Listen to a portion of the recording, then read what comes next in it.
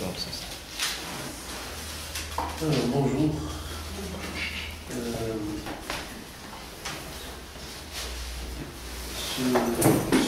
Ce module, l'un des derniers que vous avez dans cette formation, porte sur la capitalisation. Alors je l'aborderai à travers deux grands axes. Le premier axe portera sur le pourquoi, qu'est-ce que c'est, qui capitalise, pourquoi on veut capitaliser, qu'est-ce que capitaliser, qui capitalise, et quand on capitalise, les moments et les acteurs. Les raisons de la capitalisation, la définition de la capitalisation, surtout par rapport aux opérations qui recoupent un peu, qui sont proches, les moments de la capitalisation et les acteurs. Voilà, ça c'est l'objet du premier axe et que l'on va examiner aujourd'hui.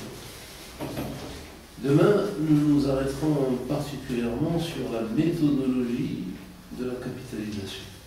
Comment on capitalise. Alors, au bout de cette séance, si je sens que vous avez bien capté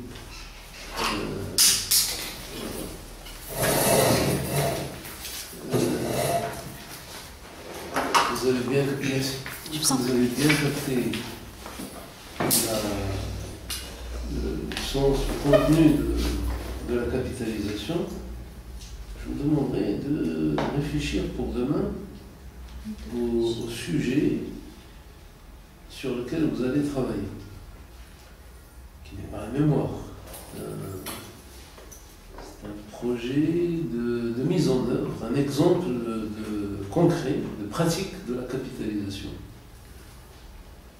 Et donc je prendrai la liste demain. Par exemple, expérience de capitalisation de votre militance associative dans une association donnée, sur une question donnée. Comment vous avez vécu une expérience. Car tout cela sera mieux explicité lorsqu'on aura examiné successivement les 4 points, à savoir pourquoi on capitalise. Alors pourquoi on capitalise? C'est un phénomène. Les raisons de la capitalisation, c'est un phénomène qui paraît normal, naturel. On le fait sans se rendre compte, chaque jour. Chaque jour, on se dit, tiens, j'ai fait ainsi, j'ai recommencé une fois, ça fonctionne, donc je referai demain. Pour beaucoup de choses, on a nos petits trucs, notre manière de... Pourquoi on capitalise? On capitalise pour améliorer ses relations avec notre environnement, pour améliorer nos relations avec notre environnement social, notre environnement économique, pédagogique, technique, administratif. Ça nous permet d'être plus efficaces. Beaucoup utilisent le terme performant. Ça nous permet d'être plus performants, plus rapides, d'éviter les difficultés, d'éviter les conflits. Dans tout ce que nous faisons, il y a quelque part de l'incertitude. Nous croyons maîtriser, et puis il y a un petit aspect qui nous échappe. Cette indétermination peut causer des problèmes. Alors, justement, capitaliser permet de réduire les incertitudes. Monsieur, si vous me permettez, et si j'ai bien compris, donc c'est une sorte d'amélioration de la relation entre action, réflexion, action. C'est ça. C'est dans ce sens il s'agit, mais il y a beaucoup d'aspects. On va revenir à cette dimension-là. Un va-et-vient entre réflexion et action, mais attendez,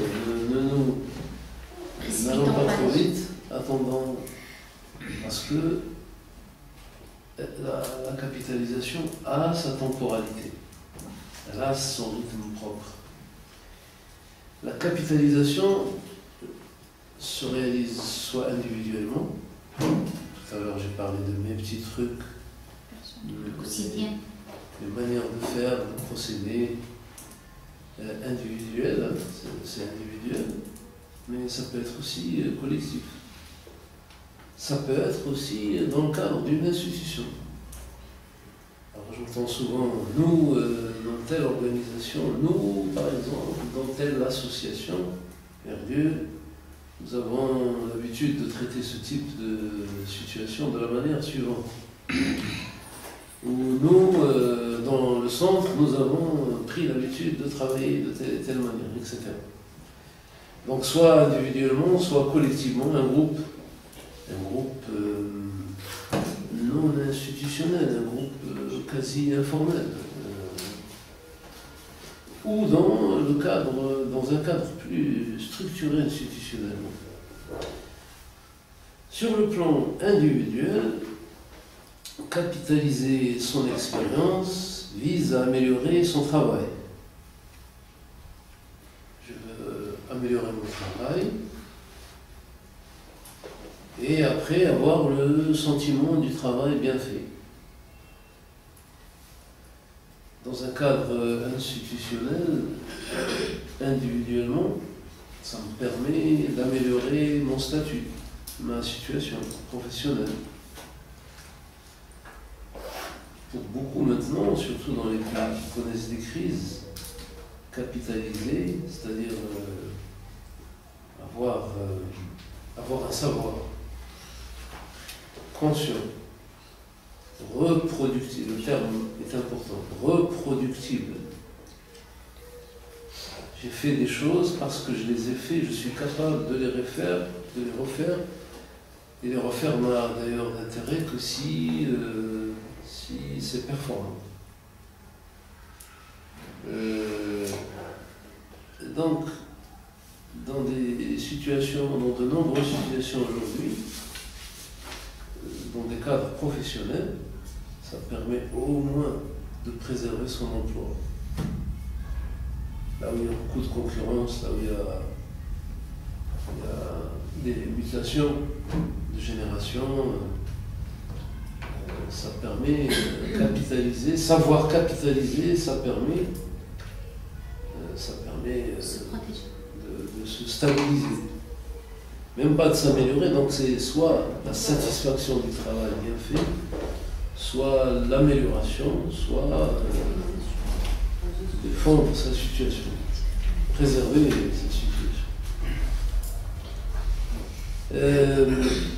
La recherche de l'amélioration de la situation professionnelle passe nécessairement par le travail en groupe avec les collègues du travail. On peut le faire. C'est là où les exemples sont les plus nombreux. Dans le cadre industriel, dans le secteur industriel, dans les ouvrages de management, vous trouverez facilement des exemples de cercles de qualité. Les fonctionnaires au tel niveau qui se regroupent dans des cercles où ils réfléchissent ensemble sur les meilleures façons de traiter certaines questions ou d'améliorer. Ou encore, lorsque on essaie de mettre sur pied des systèmes d'experts. C'est des gens qui connaissent. Dans l'industrie, c'est un exemple, c'est une pratique courante. Et l'intérêt de la capitalisation n'a pas échappé à de nombreuses entreprises. Beaucoup d'entreprises y recourent, et c'est même, ça fait partie de l'organigramme, il y a toujours quelque part une instance de capitalisation dans ces entreprises. Excusez-moi, il travaille surtout sur l'efficacité et l'efficience au sein de cette entreprise. Voilà. Et donc, comment développer un savoir-faire adapté aux enjeux qui sont constamment qui changent constamment? Comment changer les modes de production, les modes d'organisation du secteur productif? Ça paraît normal de recourir à ça. Ces approches ont tendance, depuis une dizaine d'années, à s'imposer dans les activités de service. Et en particulier dans un domaine qui nous intéresse plus particulièrement, qui est celui du développement des actions humanitaires dans la coopération. Maintenant, quand vous recevez quelqu'un qui représente une grande organisation, une ONG, à l'échelle internationale, humanitaire ou autre, de développement, de coopération, la façon de parler, tout de suite, il vous présente un ensemble de procédures. Ça paraît clair et net, c'est des mécanismes, c'est même des automatismes. Voici comment nous procédons lorsqu'il s'agit de telle et telle chose. Amnesty International a des procédures toutes faites. Et elle les applique. Les grandes organisations, Freedom House par exemple, également, je donne comme ça des exemples, Handicap International, Médecins sans frontières, c'est des procédures, des manuels de procédures adaptées et qui sont le fruit d'une capitalisation. Longue expérience. Les années d'expérience, une capitalisation continue. Voilà, on ne part pas à zéro dans chaque cas. On ne part pas comme si on faisait cette chose pour la première fois. Donc, tout le monde, qu'est-ce que je veux dire par ces remarques? Tout le monde maintenant capitalise. Quelqu'un qui se respecte capitalise. Toutes les structures devraient avoir un niveau, une instance de capitalisation.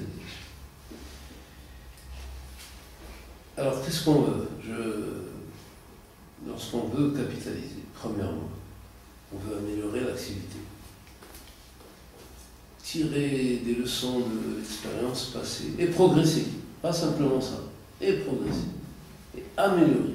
Pas simplement, je refais exactement ce que j'ai fait dans la même situation, qui a réussi, mais je veux encore améliorer. Mais avec un plus. Avec un plus. Deuxièmement, s'adapter à l'évolution des activités.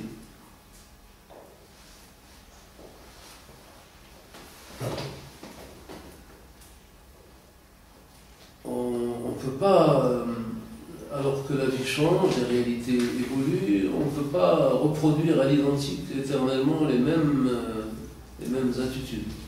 Sinon, on est à côté, on est tout à fait à côté. Les institutions pourront s'adapter et améliorer leurs interventions, notamment en capitalisant leur propre savoir-faire. C'est quelque chose qui est destiné, qui est centré sur ce qu'on a fait. Mais rien n'interdit de voir aussi ce que font les autres. Tiens, ils faisaient la même chose, mais eux, à la différence de notre manière, ils ont procédé autrement. Alors, on discute de ça, et on peut intégrer le savoir-faire aussi des autres. C'est notre... Et ça, on va y revenir. Sur les acteurs. Et la mode aujourd'hui, c'est le recours aux campagnes de certification. Après coup, certification. Oui. La certification, c'est un examen de la qualité. D'ailleurs, c'est une bonne chose. faut l'identifier par rapport à la capitalisation. Donc tout à l'heure, on y reviendra.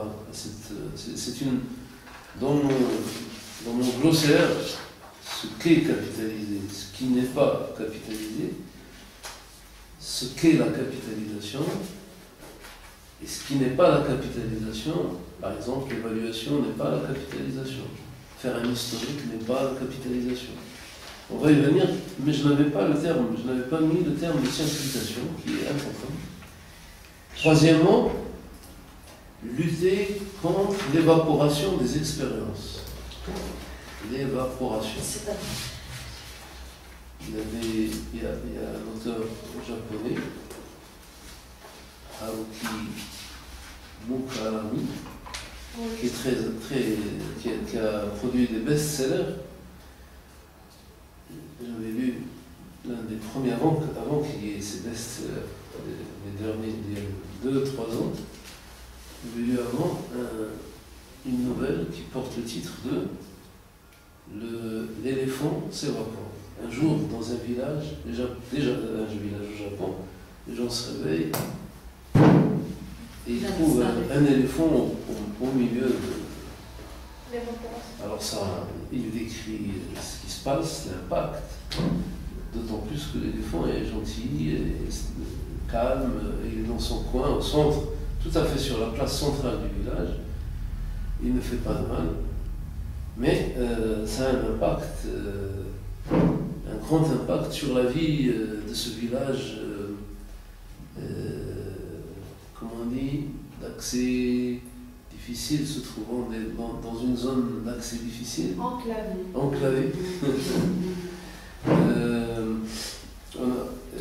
Et puis, un jour, il commence à diminuer de taille, à diminuer. Chaque jour, le temps passe, les gens ne s'en rendent même pas compte, et un jour, il n'est plus là. C'est l'évaporation. C'est le titre de sa nouvelle. Alors, ça illustre bien ce que souvent je vois dans les activités de grandes associations, dans de grandes activités réalisées par de grandes associations. Ils peuvent réussir des choses prodigieuses, mais ils ne captent pas l'expérience qu'ils ont vécue. Et vous avez au Maroc, d'ailleurs, c'est une des raisons, si vous relisez l'argumentaire de notre université de développement social, capter, et même du master, capter les expériences de développement qui existent dans la réalité, en extirper les savoirs, les savoir-faire, les savoirs, et les partager, c'est-à-dire les diffuser, c'est-à-dire les mettre à la disposition, les transmettre. Terme transmis. Voilà. Ben, c'est la troisième. Lutter contre l'évaporation des expériences. Des choses inouïes ont été faites dans le contexte dans ces domaines-là. Des choses inouïes qui vraiment méritent qu'on leur rende grand hommage. Et c'est reconnu à des niveaux internationaux majeurs. Et pourtant, vous allez voir l'association concernée et voir s'il y a une capitalisation. D'abord, on a de la chance si l'expérience elle-même, si on garde de l'expérience des traces, même des traces historiques extérieures, indescriptibles, qui ne nous donnent pas l'âme de l'expérience. Mais quant à extraire, le terme extraire aussi va être important dans nos échanges, extraire les savoir-faire pour les rendre partageables, pour les transmettre. Pour les mettre à la disposition du public. Voilà. Alors l'UDS, c'était extraire des savoir-faire, des expériences et les rendre accessibles par la voie pédagogique, par la voie quatrièmement, quand on capitalise, il y a aussi un enjeu, c'est préserver son autorité. Vous avez une structure, association, centre, coopérative, mutuelle, vous avez acquis une autorité, il faut la défendre. Une image de marque. Une image de marque, avec des conquises de haute lutte. Son autorité. Donc préserver la notoriété en diffusant, on a donc intérêt à diffuser son expérience, à faire savoir ce que l'on sait.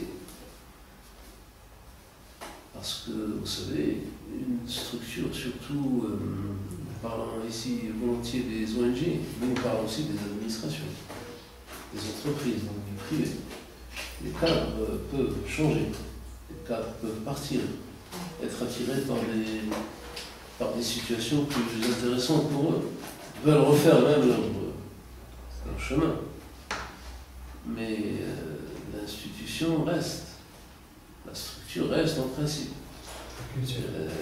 Et là, à cause de la mobilité du cadre, il faut qu'on garantisse la transmission des savoirs-acquis. Le cadre peut même partir et voler votre expérience.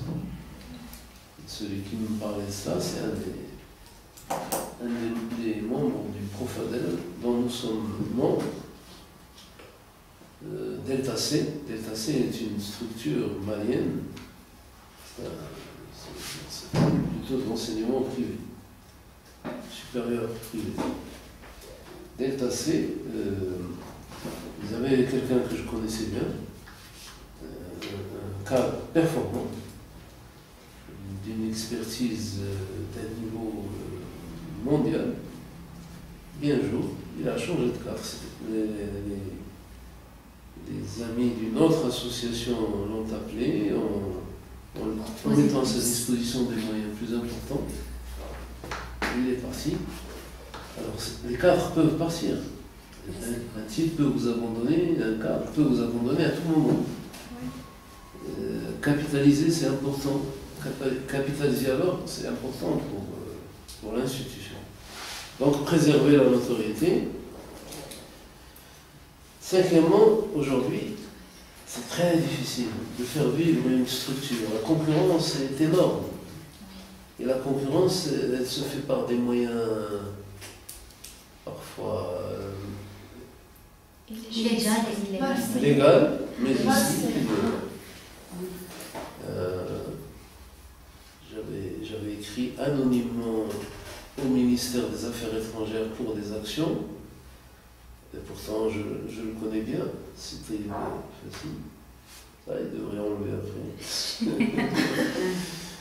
Il ne m'a jamais répondu.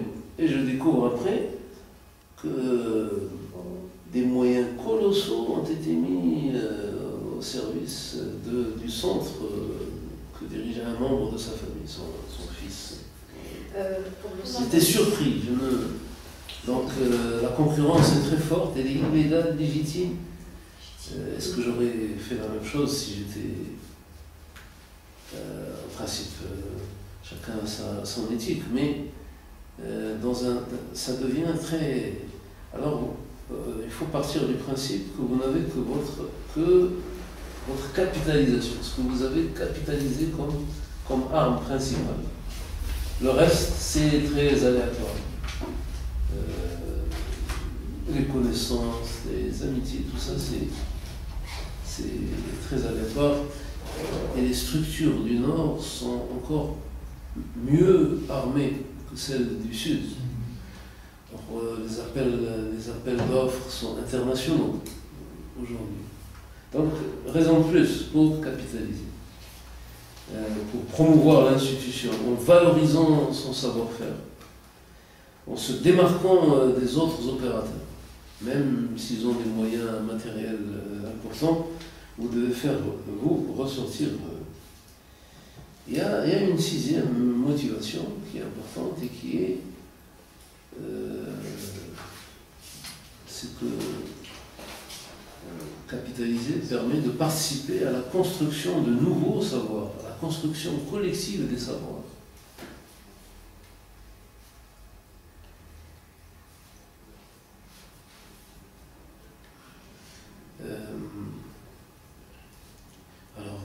Il y a un problème ici. De quoi on parle? De qui on parle? Il y a des structures qui en font un point d'honneur. La construction du savoir.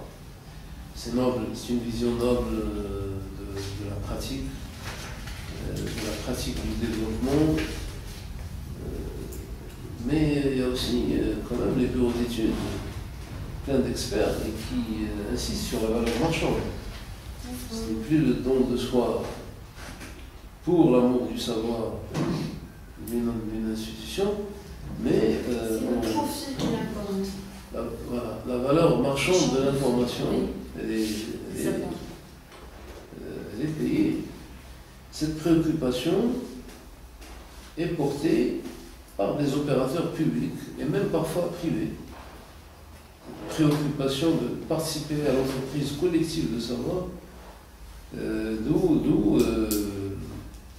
donc les pratiques de capitalisation. Les coopérations décentralisées, par exemple, la commune X de France, ou d'Italie ou d'Allemagne, met son savoir-faire au service d'une commune du Pays du Sud. Et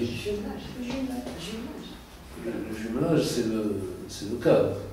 Mais sur une action précise, nous allons, par exemple, mettre un système d'irrigation dans le village. Voilà comment nous on a fait en Italie. Voyons voir si ça peut réussir. Mais on va le faire ensemble. Nous allons construire l'expérience ensemble. C'est ça la construction d'un savoir collectif. Et centres de réflexion? Pas uniquement des centres de réflexion, quand vous avez un centre du sud et un centre du nord, ou deux centres, plusieurs centres, soit du sud, soit du nord, qui se mettent ensemble, mais ça peut être aussi des administrations, ça peut être pas uniquement les centres d'information. Alors,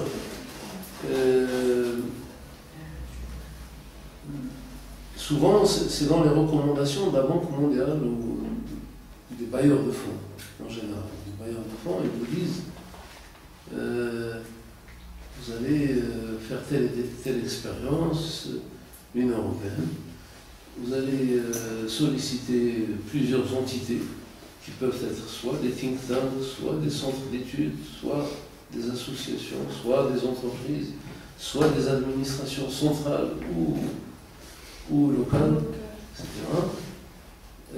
Il faut qu'il y ait cette idée, cette diffusion, ce résultat de diffusion, d'une diffusion large des savoir-faire qu'ils ont contribué à faire exister.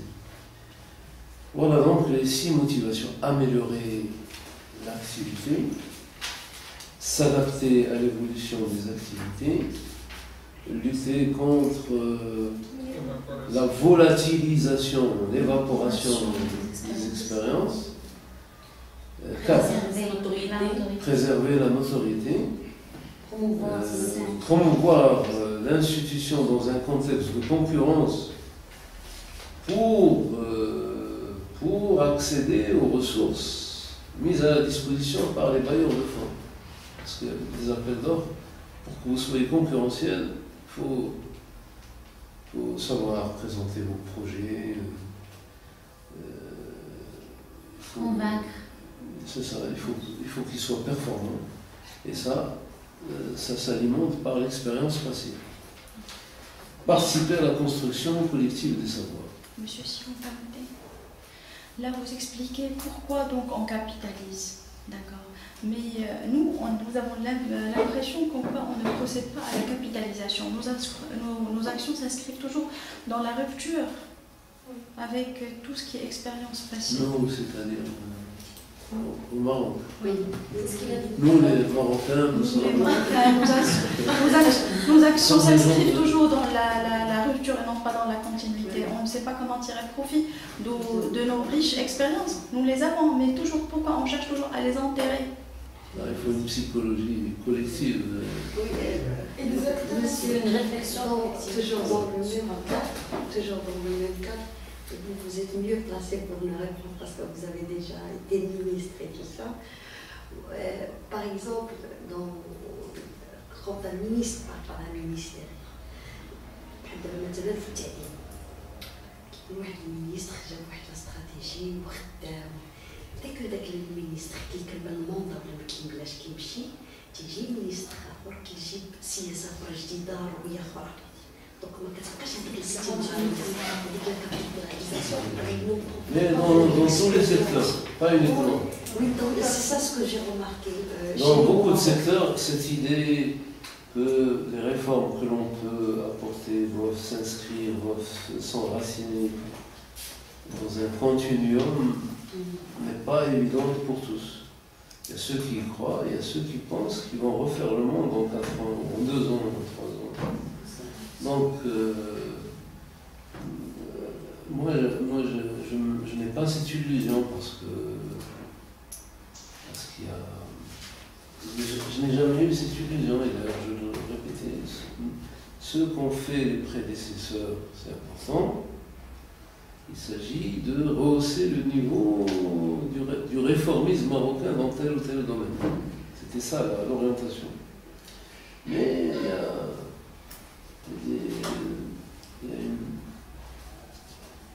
on peut l'expliquer de diverses manières. Pas de vision historique des choses. Et puis, quand il aura rompu avec l'expérience passée lui-même, on va voir la même chose après. On le voit régulièrement. Ça, c'est une question de culture générale au niveau de la société. Il y a des moments particuliers, l'ingratitude s'aiguise, s'exacerbe, ce qui fait qu'on fait semblant de faire table rase. Le plus grave encore, c'est de dire qu'on fait table rase et de reprendre les réformes du prédécesseur. Ça aussi, je connais. Alors, à partir de ces... Pardon. J'ai voulu juste répondre à la question plutôt la remarque de Raja. C'est pourquoi nous capitalisons pas. Moi, personnellement, je trouve que c'est possible, que c'est un manque de confiance en nos propres potentialités et la valorisation des expériences extérieures. Et ça, on peut le remarquer facilement au niveau des projets de développement. On essaie toujours d'importer les modèles occidentaux et les appliquer au niveau du contexte marocain. Oui. Ce qui veut dire qu'on n'est pas en harmonie avec nous-mêmes. Tout à fait. Mais c'est un autre angle d'approche. Oui. Et même ces questions de transfert de savoir. Avant, on avait un sujet dans les relations internationales et surtout dans tout ce qui concerne la coopération. Ça s'appelait le transfert de technologie. La question du transfert, c'était une thématique centrale. Presque une rubrique, dans ces rubriques permanentes, transfert de technologie, dans tel ou tel domaine. Alors, si vous permettez... Oui, donc ma question c'était par rapport à la capitalisation dans le cadre